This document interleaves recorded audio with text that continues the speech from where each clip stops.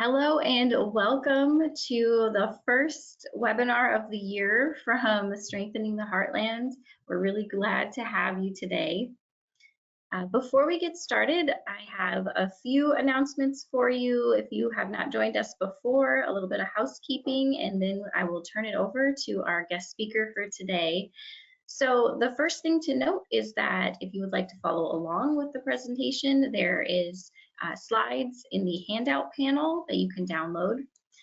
We also ask that you complete a brief survey at the end of the presentation just to give us ideas of what you'd like to see in the future. So if you can take that feedback survey, we always appreciate that. And then also, if you have questions throughout the webinar, please feel free to enter those into the questions panel. We will answer questions towards the end of the webinar, but you are free to put those in at any time. And with that, I am going to turn over our presentation to Dr. Jessie Guest, who's going to talk to us a little bit about connecting with youth. Welcome, Dr. Guest. We're really happy to have you. Yeah, thank you so much for having me. Anytime I get to talk about kids and how we can help support them is always a good time. Just a little bit about me. I do teach at the University of South Carolina. I'm a clinical assistant professor there. I coordinate our play therapy certificate and our Center for Community Counseling. And I'm also dually licensed in North and South Carolina. So I work with still see kids 3 to 18 and work with their families. Many of which may be in foster care, and I know we may have some foster parents on this webinar as also. So hopefully this will be helpful for whoever's here. Counselors, teachers, parents. I've tried to tailor it to any adult that's around or spending time with kids or teenagers. So I'm really excited to have you all here and excited to talk with you. Again, like Amber mentioned, if you all have any questions throughout, please, I know it's a little different because we don't see each other, or I don't see you all, but please put it in the chat and we'll have time at the end to go through whatever more questions you may have. But today we're going to talk a little bit about how to connect with children using their language. The outline, we'll talk a little bit about child communication, real brief about child development. I know there's courses and courses on this. This is going to be just a little blip, a little brief blip on play therapy, the different roles of the adults in the child's life, teachers, counselors, parents, guardians, some communication roadblocks and skills, and then really connecting with our children and teens. So maybe some tangible things that you can do at home or in the classroom with kids or teenagers. So there's a lot that I can say in this hour, so I'm going to try to not talk too fast and hopefully just give you pieces that will be helpful. So when we think about kids, and we're just looking at a couple here, obviously you won't be able to answer back, but when we're thinking about what do these children need, and it could be a lot of things that are coming to mind, whether it's a listener, a companion, friendship. Maybe they're tired, they don't feel like playing because maybe they're hungry. There could be a whole bunch of different needs that these kids could be experiencing or having.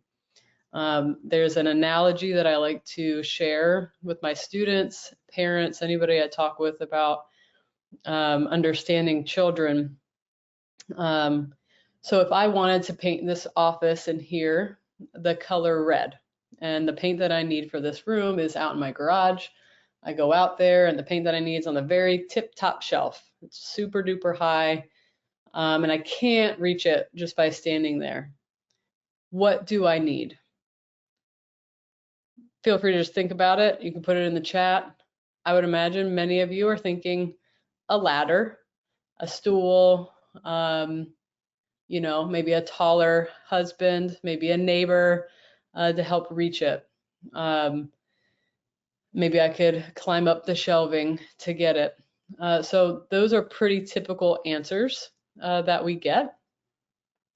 And our job is to remember that what those all are that you just offered are really solutions. So as counselors and as adults working with kids especially, we often think that we know the solution. We know what's best for a child or teenager. And in reality, when we're trying to help them with their needs, we are offering solutions. So does it really matter if I get a ladder or if I get my husband or a neighbor to get the paint down? It doesn't. I could go to Lowe's and maybe buy some new paint if I don't feel like getting that.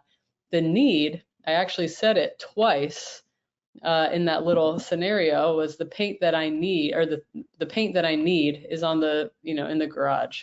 I need the paint that's on the top shelf. So I even said I told everybody what my need was. And oftentimes we go right to solutions. Our kids do this every day. They show us what they're needing.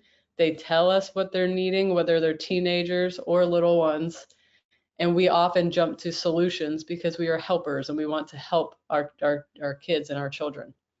So our job is to take a step back and really try to understand, what are they trying to communicate? What need are they communicating to us, as opposed to us solving a solution?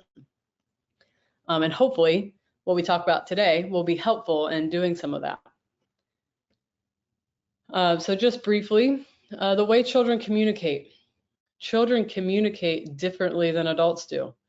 Yes, once they start talking, they have words and the verbal ability to communicate the way we do, but it doesn't resonate the same way. So children, they are unable to reason, think, and judge the same way. We know that. Their brains are developing differently. Their frontal cortex doesn't even develop fully until their mid-20s. So they are just taking in information in a different way.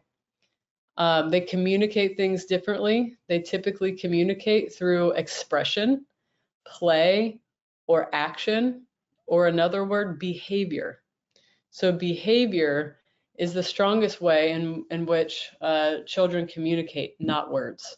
So even if they do have words, they communicate more strongly through behavior. And this is all the way really through a teenager. If you think about the angry teen slamming the door, they are communicating something with that behavior. Even at a verbal level, even if kids do have the ability to communicate, their feelings are just inaccessible. Thinking about the magnitude or intensity of the feeling. They can say, I'm angry, I'm sad, I'm lonely. They can say those things, but the magnitude or the intensity of which they're feeling that feeling, they don't have the words for it. Even if they say, I'm really mad. So think about a child that says, I'm angry, versus a child that throws a desk in a classroom or punches a wall at home. We see the intensity and magnitude. We feel it immediately. We know how angry, just how angry that kid is through the behavior, not through the word. So our job is to remember there's always a function or a purpose behind those behaviors, which we'll talk about in just a second. So in order for us to really understand the children that we are around, whether they're our own kids or whether we're counselors or teachers, we need to try to take a step back again and try to think, what's the purpose behind this individual's behavior? So again, their natural mean of communication is expression, play, and action. So if you think about a child, as soon as they're into the world, they're moving, they're touching, they're feeling, they're licking, they're engaging in the world in a very concrete way. Symbols, words are essentially symbols to them. They don't fully understand all of the words, even if they're being able to say it. So think about, my daughter's 2, and she's talking up a storm, and she says, I love you, and it's like warms my heart. And she really doesn't know what that means. She knows I say it to her, or when she says it to me, I get very happy. I may say it back to her, give her a hug, give her a kiss. So she knows I'm having this happy feeling inside. I want my mom to feel this same happy feeling. So I'm going to say this word, or I'm going to do this behavior because I want her to feel the same way I'm feeling. Same way with hate. Luckily, she's not said that yet, but I know it's coming down the pike and it's going to hurt. And it doesn't mean the same way. It just means she's mad. Maybe she hates me because I don't give her the candy bar that she wants or something along those lines. It's not that she actually understands the meaning. It's that I'm mad that I don't get what I want. Therefore, I want you to feel how mad I am. And that's what kids are trying to illustrate through their behaviors is the magnitude and intensity, and they want you to feel it because they want you to understand them. They want the adults in their life to say, I'm not just angry, this is how angry I am, and that's why they use behaviors. So some common behaviors that we know, if you're around kids, you're going to see all of these. There's going to be aggression, some conduct problems, maybe delinquent behavior, hyperactivity, just not listening, the oppositionality, and then some of the internalizing that may not be as outward, but some anxiety, fear, sadness, negative self-talk, difficulty concentrating. So again, if you're a teacher, typically the externalizing behaviors or a parent are the most difficult to manage because they frustrate us. They, strike something within us, and they're disruptive in our daily lives. So it's the hardest part is for us to calm ourselves in order to really think about what they're trying to communicate when they're doing these behaviors. So our job is to think about what are they trying to communicate. They could be communicating any and all of these through their behaviors. They can be communicating feeling, communication of need, attention. Sometimes kids do just want our attention, and that's okay. And ignoring it isn't really meeting that need. It is frustrating, I know, to have parents saying like, oh, they just want my attention, or they're just trying to seek attention. They could be, because attention is really impactful for them. They could be illustrating life circumstances or environmental factors. This is how they've learned to handle anger at home, or this is what they see at home. If a child is exploding in the classroom, or if you're a foster parent, you get a child that's very aggressive. Maybe this is what they've been exposed to when they feel sad or angry or scared. A communication of fear or threat, or the child's perception of self. There was a child that I worked with, and he was just so sweet. He was in kindergarten, and his whole family, he had 6 or 7 brothers or sisters, and they all kind of went into DSS custody, and they all got separated. So that's 6 children in all different homes, ages 2 to 7, and he was kind of right there in the middle. And at school, they asked me to come and observe him, and they said he's a real big disruption, and he's angry and aggressive and all these things. So I watched, and they're practicing handwriting. So his job was to write the 3 words that were on the board on his piece of paper, and they had like 10 minutes to do it. So I'm watching him, and he's starting off by writing his name, and he doesn't know I'm watching, so he doesn't know I'm there yet. And he writes his name, and then he's erasing it because it's not quite right, so he's writing it again, he erases it. He writes his name and he erases it the entire 10 minutes. Then the teacher says, time is all up. He says, I'm not done yet. And the teacher said, well, you shouldn't have been messing around during this time. He gets angry, crumples up his piece of paper, throws it, and puts his head down. So what the teacher is seeing is this disruption. Now she's saying, we don't throw paper, whatever it might be. They move on to another activity. He says, can I get another piece of paper? And he gets scolded again. Well, you shouldn't have, ripped up your first one. This is not to poo-poo on teachers. I know teachers have a lot going on. They have 20 other kids that they're watching. And from their small glimpse of not seeing this whole interaction of him trying to write his name and erasing it, it does look like he's being disruptive or not doing the work or not being engaged. But from my, privilege of being able to just watch him, I got to understand that really his behavior was a perception of self. And I also saw this in session. He thought he was stupid. He was unable to even write his name. And that's what he said when I eventually came out. He said, I couldn't even write my name. How am I going to write the word on the board? So it wasn't an angry expression towards the teacher or a disinterest in the classwork or trying not to do the work or oppositionality. It was this perception of self. And once we sat and talked about it, and I sat with him, we worked it out together, and he wrote all his words, and he felt very proud. So again, it's easy for me to do that. It's not easy for a teacher to do that in the midst of a whole classroom. But if we are able to take a step back or refer him to a counselor, if we see the aggressive behavior in the classroom or somewhere, to refer to someone that can take the step back and look at what the need is, the behaviors will go away. So moving on to child development, again, very brief. We know that children actively construct reality out of experiences with the environment. They are hands-on learners, and that's how they grow, and we know that. So they're either assimilating or accommodating information. So they're either taking new information or new stimuli from the real world and fitting it into whatever they've already established or their established pattern of thinking, which is really important to know if we're having a child coming from abuse or trauma, because their already established pattern of thinking about the world is very skewed. And now they're searching for things to assimilate into those already established patterns. And then there's the accommodation, the changing of those structures that they already have, which is where the work is and which is where the time and energy come from.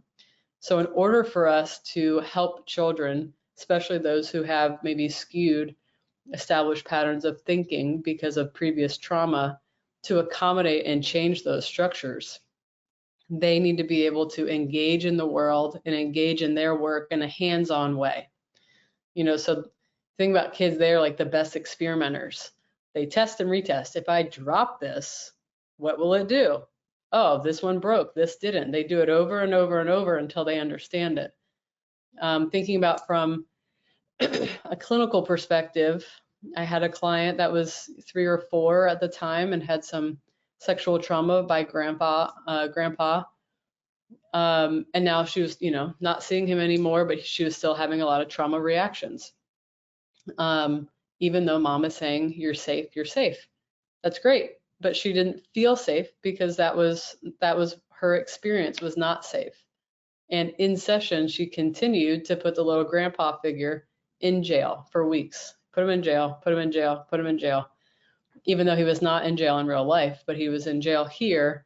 And finally, she was able to say, you are in jail, you can't hurt me anymore. And after that, after she was able, in a hands-on way, to manipulate the world and put him in jail, put him in jail, put him in jail, and making her feel safe, she was able to accommodate, you know, the knowledge and the information and now believe that she is now safe. And then the behavior started to dissipate. So giving them the ability to construct their reality in the ways that most fit their cognitive and developmental level is so powerful. And that's through play and toys, which we'll talk about in just a few minutes. We're not going to go over the whole Erikson stages, but I just love this theory, especially working as a counselor, but also just as like a parent. It's a good reminder, especially now as my 2-year-old is entering potty training. This need for control. It's just so it's helpful. We're just going to talk on it a little bit. But so children may not have the necessary needs met in the early stages of life. So it could be because of a trauma or neglect or whatever it might be. So when we start to look at these stages, we'll kind of look at those a little closer. But when they are unable to get their needs met that are attached to different stages, they seem to get stuck, emotionally stuck in that stage.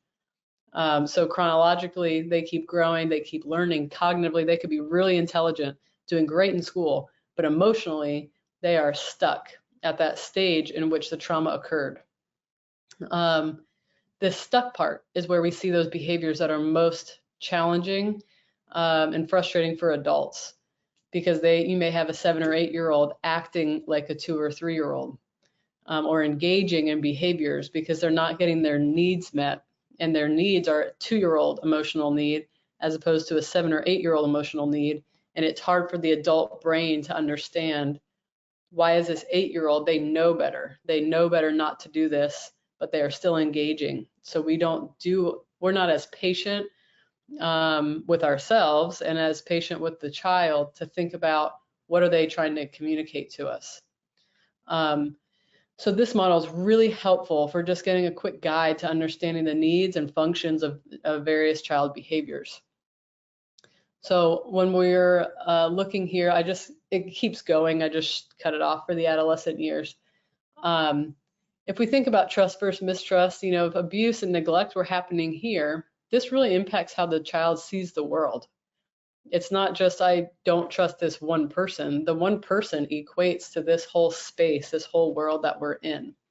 So if they learn from the very beginning that this is not a safe place, my needs are not met by anybody else outside of myself, it's going to be real difficult moving forward into these other stages. And then this is also helpful in knowing what's typical behavior, because typical behavior can still be really annoying.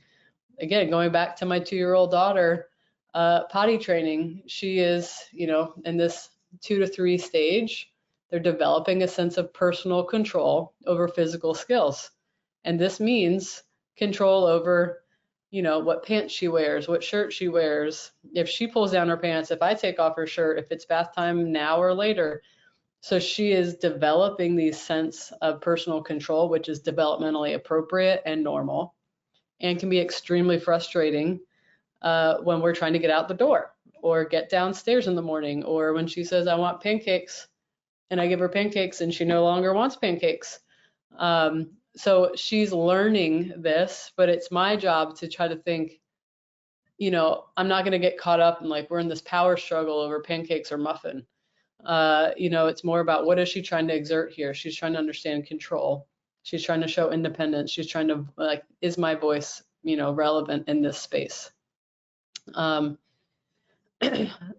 think about a child in this stage especially, or any of them really, but they're looking for personal control.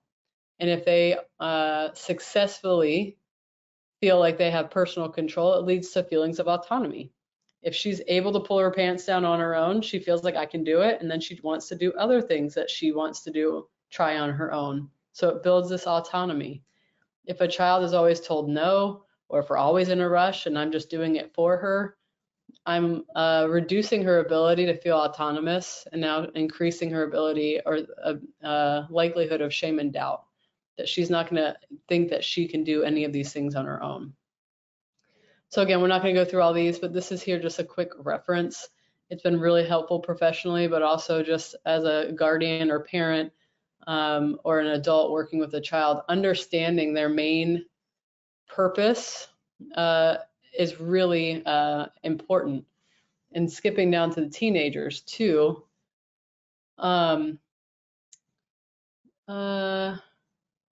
If we're looking at the school age and then adolescence, so developing new social and academic demands, as well as a sense of self and personal identity. And their important events here, social relationships. This is when kids, like the relationships with their peers, become the most important.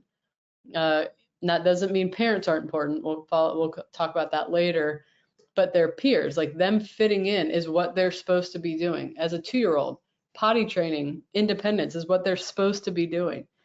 So as a teenager, when all they do and care about are their friends and what they think and what other people are doing, that's developmentally what they're supposed to be thinking about.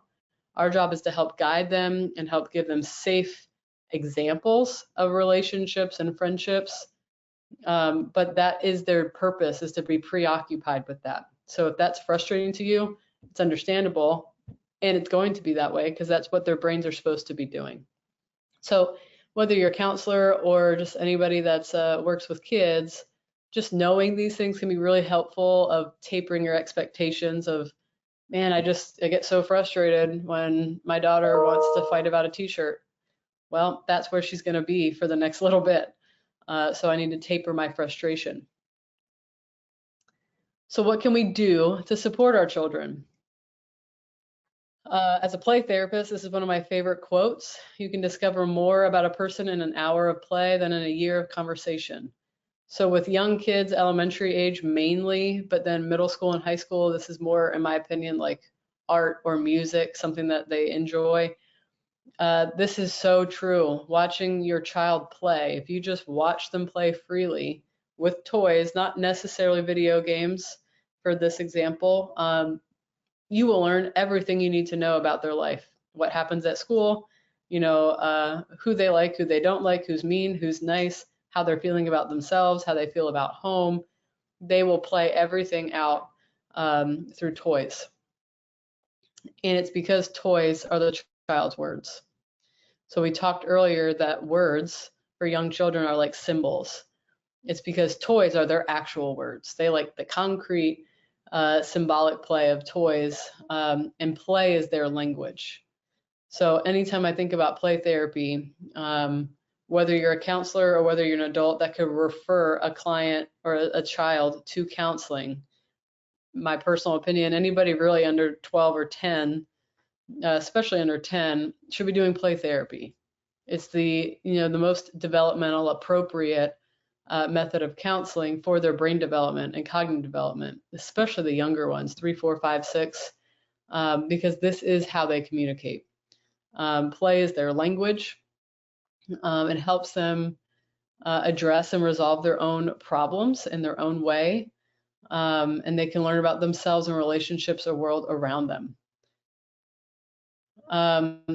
Play, children learn to communicate with others, express feelings, modify behavior, develop problem-solving skills, learn a variety of ways of relating, and it allows that safe psychological distance from their problems. So if you think, even as adults, or maybe teens, how many of you have said, like, oh, I've got a question to ask, and you say, well, I have a friend, and it's really about you, but you're asking about a friend. It's because it's this safe psychological distance. So it's safer to talk about a made-up friend with your same problem than it is to say and be vulnerable. I have this going on. Kids are the same way. If you say, tell me about your dad, he's fine. He likes football, and then you have them draw out or play out, a family genogram or assign, animals to their people in their family. Wow, okay, and dad's a shark. Why is dad a shark in this picture? And I noticed that dad's got some blood on his teeth. Oh, well, dad's actually abusive and hits mom. Well, that's much different than he likes football. And that's a real example of asking a child, tell me about your dad, versus drawing them out as a family aquarium. So thinking about speaking their language is play, their language is creative and artistic. We want to hear what they have to say in their language. So again, if we're working with, from a more clinical view, if we're working with somebody that doesn't speak English, we don't do the session in English. We would get a translator and have someone translate for us so we could, talk to them and allow them to be able to speak in their language, because it resonates with them. They have different words that connect with them than what's maybe translated into English. Play is the exact same way with kids under 10. Play is their language. Sure, they may be able to translate to our language, but it doesn't resonate the same way, that magnitude, that intensity that we talked about before. And it gives them that essence of control in the play. They can control, they can make themselves feel safe by locking up grandpa over and over and over. They have the power and control that they were lacking in those situations. Sorry, this one's a little weird. Just briefly, ways that children can that engage in play, they can talk directly to you. They may be playing out a scene and they'll talk directly to you. So say they're playing with the people in the dollhouse, but then they just look up at the counselor and they just say, my dad didn't pick me up this weekend like he promised he would. That happens. Sometimes just keeping their hands busy can elicit that response of just things are coming up and I want to share. That doesn't work with every kid, but that can work for some children. So they'll either talk directly to the counselor while they're playing. They may talk about the play media. So maybe a little kid's playing and he holds up a little figure and says, this little boy's daddy didn't come this weekend. We know he's talking about him. We don't have to point that out. He's doing this because it's the safest for him in that moment. I'm not ready to tell you my dad didn't come. I'm ready to tell you that this little boy's dad didn't come and he's upset. Or they will talk to you through the play. And it might be, they've got two little figures. I'm so sad my dad didn't come. I'm so sorry. Or they may assign you a role and then you're this person and I'm this person, and they are talking through the play. And our job as counselors or as adults, if we're engaging in our children's play at home, and this is what they're doing, we stay in the metaphor that they are using. So if they're talking directly to us, we talk directly back to them. If they're talking about the play media, about the figure, we talk about the figure. This boy's dad didn't come. That boy must be upset. Yeah, he's really bummed. You talk about it. Or if they talk through the media, then we talk through the media. My dad didn't come. You must be really upset. I'm very upset. Does that make sense? So our job is just to, again, remind them that they're in control and that we need to take their lead. So if they're in one of these metaphors and we stay in that dynamic, they can also flip-flop, and that's okay too. We just have to stay present to where they're going. What children need from the adults in their lives. The biggest one, this is for all roles, regardless of your role with a child, is managing your own personal reactions. And this is the hardest part because we have other demands in our brain that they don't know about, like your doctor's appointment's at 8 o'clock. We can't get there at 8:30, so we need to get you out the door. So it's hard to be so patient and let them pick out everything under the sun. And it's our job to understand what we're feeling and then figure out how to communicate them to get them to on our page. But the first thing is about emotional regulation for the adult. We cannot help kids regulate their own emotions if we are not regulated ourselves. Children and teens, they're 100% aware when we are annoyed or unresponsive or critical or sarcastic. They definitely know. There's a quote here that's one of my favorite when we think about mindfulness and our choice here, is there's a between stimulus and response, there is a space. So this is not a good metaphor, but somebody hits me, stimulus, I have a response. I can hit them back or I go tell someone. In that space is our power to choose our response, and our response lies our growth and our freedom.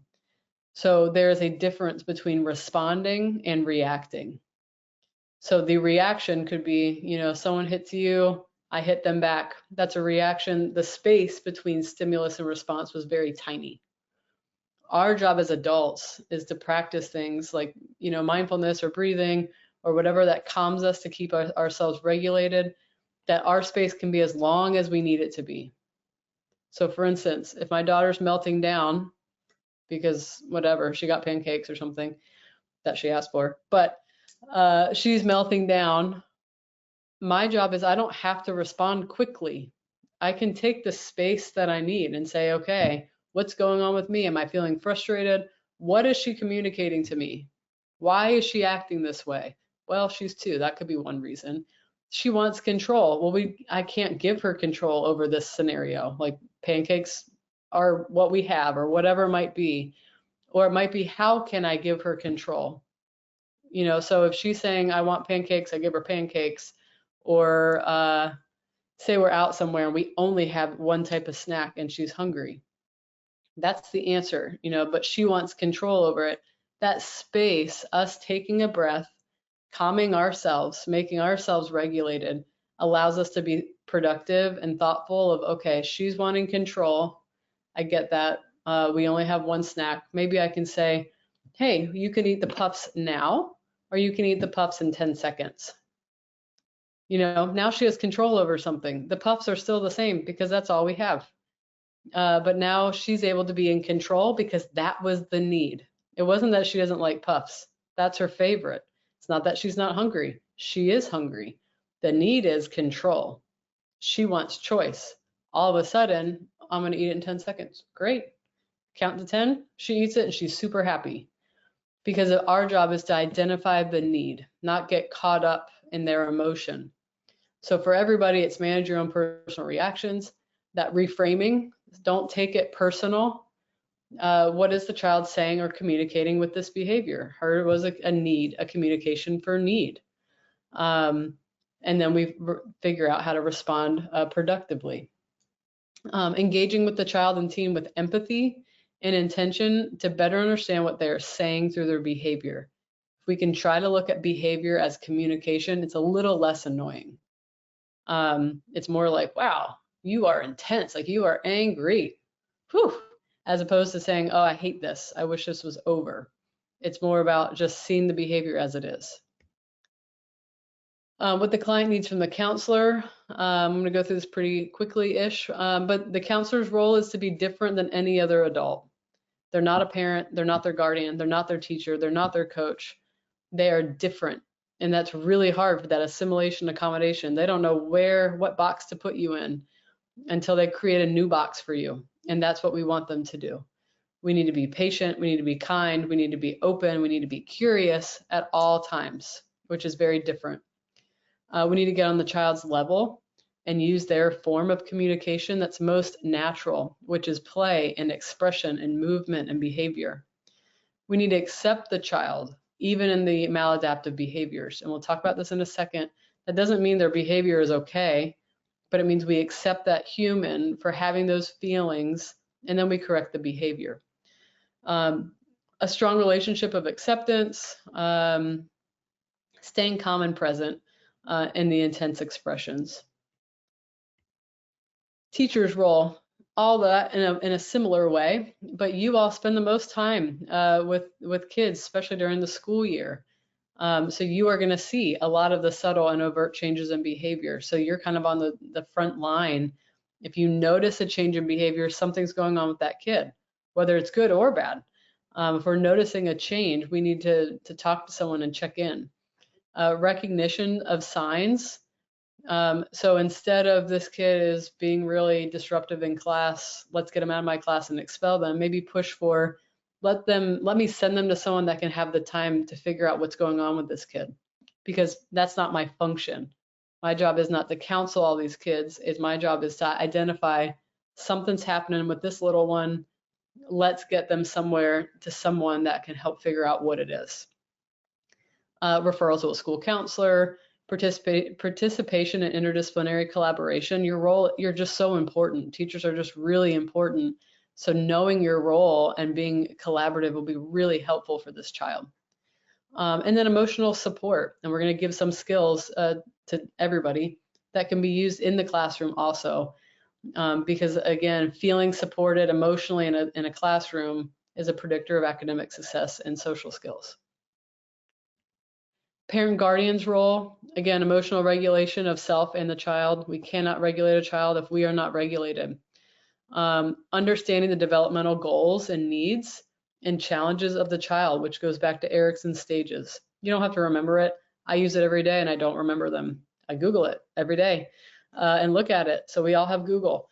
But just knowing, this is normal behavior. It's annoying, but it's normal. And then what's not normal? Healthy attachment. This is what we have the most control over with our kids, is attaching to them, connecting with them, creating a sense of safety and consistency so they know what to expect. And the more they know what to expect, the more they can believe in themselves. They don't have to worry about what's changing, what's not changing. They can actually determine and work on things themselves. So if we have healthy attachment and we work on that essentially helps their self-belief.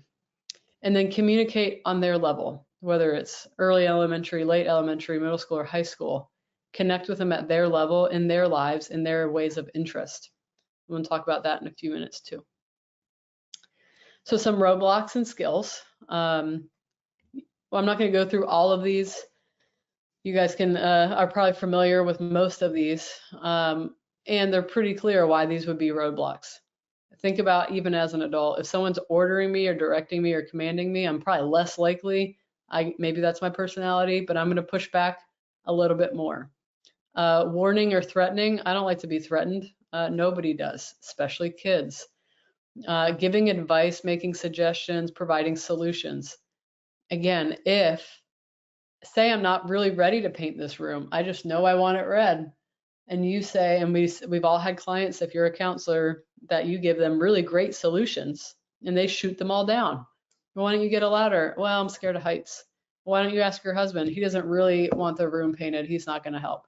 Why don't you go to Lowe's and buy it? I don't have any money. Why don't you ask your neighbor? Oh, it's COVID. We can't talk to anyone. So, you will find an excuse for everything if they're not really wanting to do what they're, saying. Persuading with logic or moralizing, judging, agreeing, This one could be confusing, the agreeing, approving, and praising. It's a roadblock in the sense that it might not be helpful. Praise and encouragement is much different. Encouragement is mostly, focused on the energy or the effort behind the end goal, and praise is more focusing on the end goal. Shaming, interpreting, questioning, withdrawing. So all of us have done all of these probably in any relationship that we've had, and we know it doesn't come out as well as we need to. And with kids, same way. None of this is going to work long term. It may work in the moment. Growing up, my mom would say, because I said so. And that worked for me because I knew what the outcome would be if I kept pushing.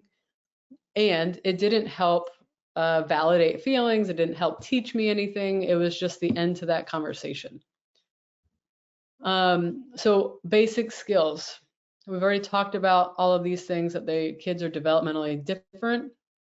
So, and then knowing that the behaviors of children and the expression of their emotions can be stressful for those around them.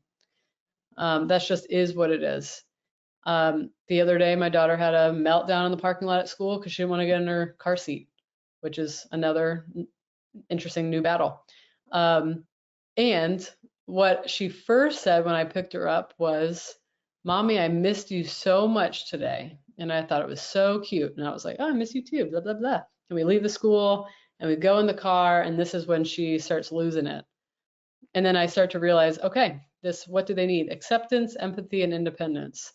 Acceptance, man, you had a tough day and you miss me a lot. So I'm just hugging her, and she's hugging me for a long time. People are coming and going, and I'm cold. It's cold outside.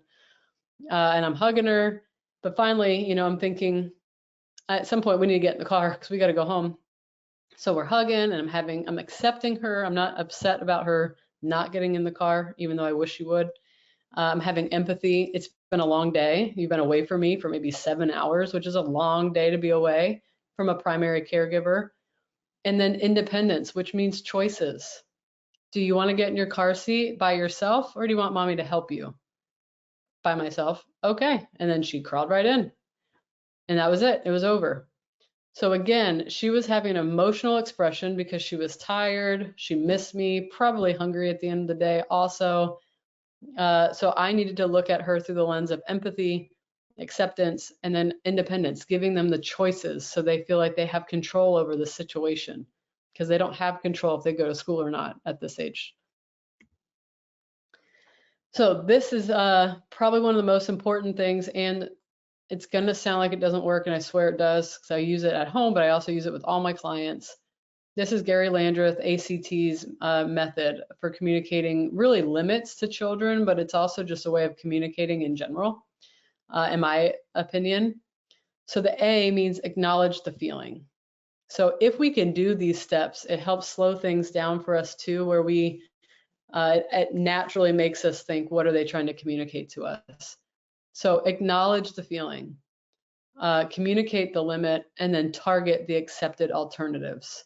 So communicating the limit, tell them what's not allowed, and then target the acceptable alternatives. And we're going to go through this in just one step at a time. So acknowledging the feeling, your child misbehaves, first thing you want to do is you want to reflect those feelings. When you acknowledge their feelings, they feel supported. As a human, they feel supported, but they know that the desired, that behavior is not supported. So the child hits the caregiver. Response, I can see that you're really angry right now. Okay, so you're not saying it's okay to hit. You're not saying anything about the behavior. You're acknowledging the feeling, which, yeah, if you're going to hit, you're probably angry. It's a probably safe feeling to guess. You don't have to be a counselor to know that. Communicate the limit. After you validate the child's feelings, let them know what they are doing is not acceptable. So yeah, we don't hit, that's not good. Instead of saying no or stop, be clear and exact about the behavior that is not acceptable. So it can't just be no hitting, because there are times maybe when it is okay to hit, if you think about hitting a ball or whatever it might be. So you want to use neutral statements, toys are not for throwing. You don't want to say no throwing because they could throw a ball. So maybe it's, the phone is not for throwing. Mommy is not for hitting. So the example for communicating the limit, I or mommy is not for hitting. Or you could generalize, people are not for hitting. And we're going to put this all together at the end. So the target, the acceptable alternatives. Kids are often looking for a way to express emotion and feeling. They're not necessarily trying to hurt you or like I can't wait to throw that one pen. Maybe they just want to throw, or they have energy to get out in that way. So because you identified the feeling and you took the moment to acknowledge the feeling, it usually slows the child down, and it gives you some ideas of what are some healthy alternatives to that behavior. Giving options allows a child to feel in some way control over the situation, and it helps them with responsibility and problem solving. So example, you can decide to hit the pillow. So if they're hitting mommy, nope, mommies aren't good, but sure, if you want to hit the pillow, hit the pillow, or rip up the magazine. Often they say 2 or 3 options for this, but it really depends on the age of the child. My daughter's 2, I would just give her one option because it's just what her brain can kind of comprehend, and or pick an option that you think they would really enjoy. So if I know, especially working with a client, that they're very oriented with their hands, it might be hitting something, or as opposed to taking a breath, because they want to engage in that activity. And I know we've seen kids, when you say, don't do that, don't kick that. So don't kick the bookshelf, so they kick the wall. Don't kick the wall, so they kick the chair. Don't kick the chair. You could name items for days. So that's why you name what they can kick, and then they go and do it. So when you're putting it all together, what it will look like. The child hits mom, or the child hits person or me. And it would be, I see that you're really angry right now, but I am not for hitting. You can hit the pillow. That's what you communicate. I know it sounds like it probably doesn't work, but I promise you it really does work. And there are some children that take 2 or 3 times for that same limit to be set, and then a final limit may need to be set. So if they still do not listen after doing that 2 or 3 times, then a final limit. If you choose to hit me again, you are choosing to go to your room, or you are choosing no technology, or you're choosing to lose your tablet for tonight. If you choose to be gentle, then you choose to stay on my lap, or then you choose to keep your tablet. Whatever it might be, using the words you choose puts it back on them. They're in control. There's no need to be mad at mom when they take away the tablet, because they chose to lose the tablet. If you choose to hit mom, you choose to lose your tablet. I've worked with kids with extreme trauma, extreme abuse for over 13 years. I've only set that final limit 3 times. And after the final limit has been set, they don't do that behavior ever again with me. So just know it does work, but it does take time, and you have to be regulated. It's not fun to be hit by anything at any time. And if you can calm yourself, reflect what they're feeling, check in with what are they needing right now, providing the choices, giving a new alternative, it really is very helpful. Really basic skills, we know this. Avoid the warning, judging, blaming. This is also for like middle school and teenagers now. So the ACT, you can use it obviously for teens. Very, very helpful for younger ages. This is also just moving into more of the adult, but it's the same skills. You want to utilize empathic responses. So this is for middle school, maybe high school teens. You have a lot going on. I imagine you're overwhelmed. That's the same thing as acknowledging the feeling, if you think about it. Choices, I know you're angry. If you choose to use that type of language, then you choose to not be a part of the class. Again, setting those same limits, so it's still very similar. But then we can also explore with our older kids, our teens, a little bit more. And using just some general door openers is what we call it, but tell me more. You seem really overwhelmed. Tell me what's going on. What's on your mind? Tell me about your day. What would you like to talk about? and then just kind of paraphrasing it back to them, and then reflecting some of those feelings that we talked about. Conveys that you understand their emotions, normalizes the emotions, and strengthens their relationship. So if you think about any teen, a teenager comes home and says, I got in trouble again with my teacher. I swear she's always picking on me, even when I do nothing wrong. We as adults are probably going to jump in. Well, I'm sure the teacher had some valid reason as to why, she called you out. That's not what they need to hear at that moment. It could be very true. And, reflect the feeling. You are feeling frustrated because you feel like you're getting in trouble even when your classmate is provoking you. Yeah, I am. Huh. Well, I'm just help me understand. Did you do anything back to your classmate? Well, I did this afterward and that's what she saw. Oh, okay. So once you get them feeling like they are heard and they've seen and they understand that you understand their emotions and their behaviors, then they're more likely to open up and share more. And that's what we want from our teens, especially, is to share more. There's a lot in their life that's going on. We want to know and be a part of it. And then really our last slide here, just being mindful of time, is just connecting. So most of the needs of our children and our teenagers can be identified and met through connection. So our first job is to enter into their world. So if you think about it, I say this to my younger, the parents of my younger clients, like the 2-year-olds or the 1-year-olds or whatever, 3-year-olds. And they'll say, what do you mean? I'm with them every day. Like they go, like I have to be with them every single second. And I'm like, yes, they are with you. They go to you, with you to the store. They go with you to the doctor. They go with you to do all these things. When do we go with them into their world? When do we allow them to play and then sit and watch and be curious and enter into their world, whether we're doing some tracking or just watching? Same things with adolescents, entering into their world. When do we ever go in their room and sit? Well, they don't want me in their room. Every teenage client that I've ever worked with that have healthy parents, yes, they want to be with their peers 1,000,000% of the time. And they always say, I want my mom to, I don't feel like my mom loves me anymore, or my dad likes me, or they don't connect. They want more connection, but they're never going to tell their parent that. And they're never going to seek it out. And they're going to complain about every time you make them hang out with you.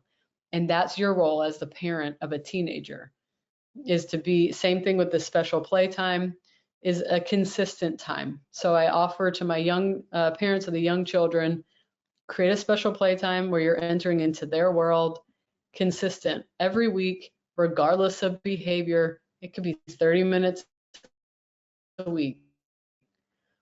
Sit and play with whatever they want to play with in the way that they want to play with it.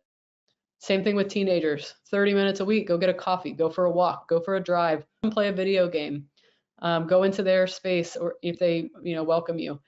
But 30 minutes a week on a regular basis, you will learn so much about your children, and your teenagers will start talking to you.